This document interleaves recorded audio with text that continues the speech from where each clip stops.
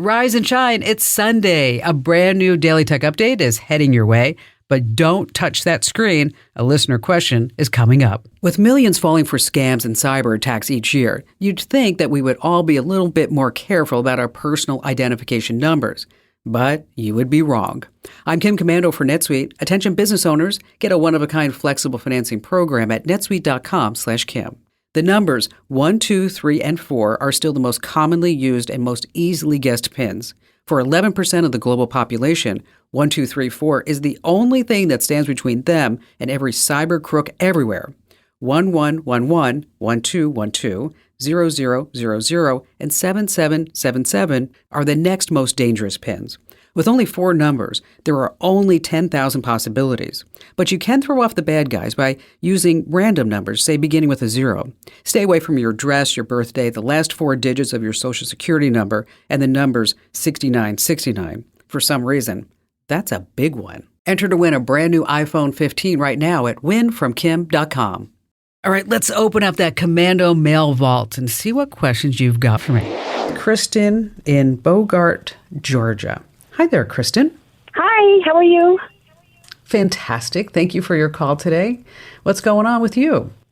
Well, I wanted to say I really love your show. I'm not very techie, but I learn a lot from your show every time I tune in. So I really, really do like your show. I have my mother. She's going to be moving in with my husband and I. We've created a little in-law suite in our home. Nice. She's mentally cognizant. She has a lot of issues with herself physically. She's got some trouble with her hands. She has some arthritis issues.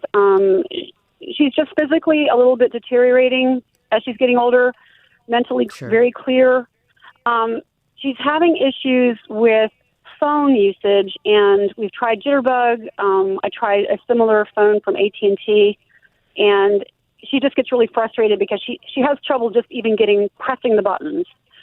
So I wanted to come up with a way to be able to communicate with her. And my thought was, we have a cabin, and in our cabin we have a Ring doorbell. And the Ring doorbell is basically almost like an intercom system. It hooks to our phone. Sure. So if somebody's there, you can actually speak to them. And I thought, wouldn't that be something if I could find some kind of a gadget or some kind of a technology that would allow my mom to get in touch with me when she's at home, that she wouldn't have to fumble around with or try to press buttons. She could basically just talk into it to me. Okay, and I was hoping that that's there.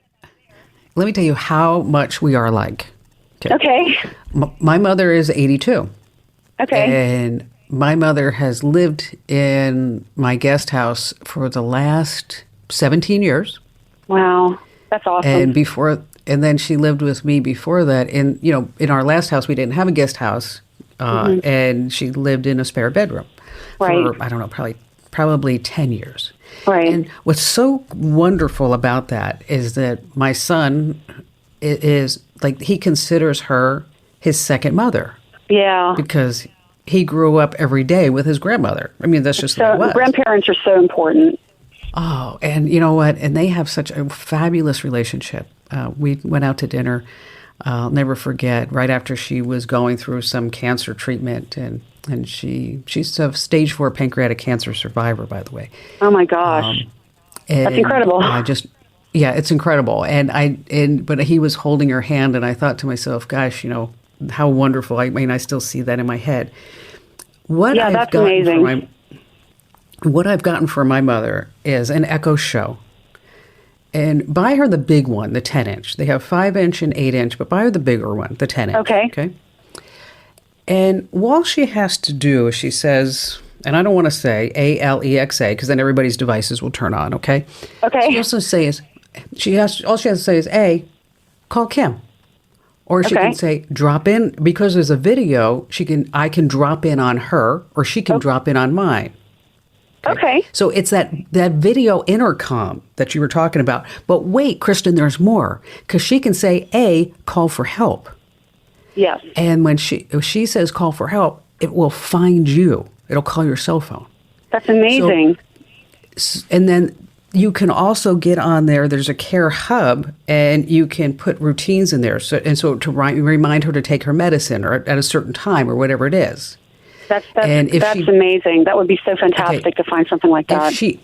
If she doesn't respond, you can look in and you can get a notification that she didn't respond.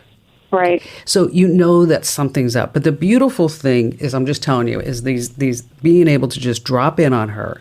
Mm-hmm. And it gives her 10 seconds to kind of get herself together before, it goes like a little cloudy and then it goes clear. But again, buy her the one that's $250 because, it's just having that nice screen. Now there's also one that will follow a person around. And it's just an example of how technology can really, truly better our lives. And I'll post some links to some pics over in the community message board. And Kristen, thank you for your call. Hats off to you for listening. Now, if you have a tech question that has you stumped, I've got your back. Zip over to komando.com and tap that Email Kim link. Your notes, I read them all like they're just the tech gospel.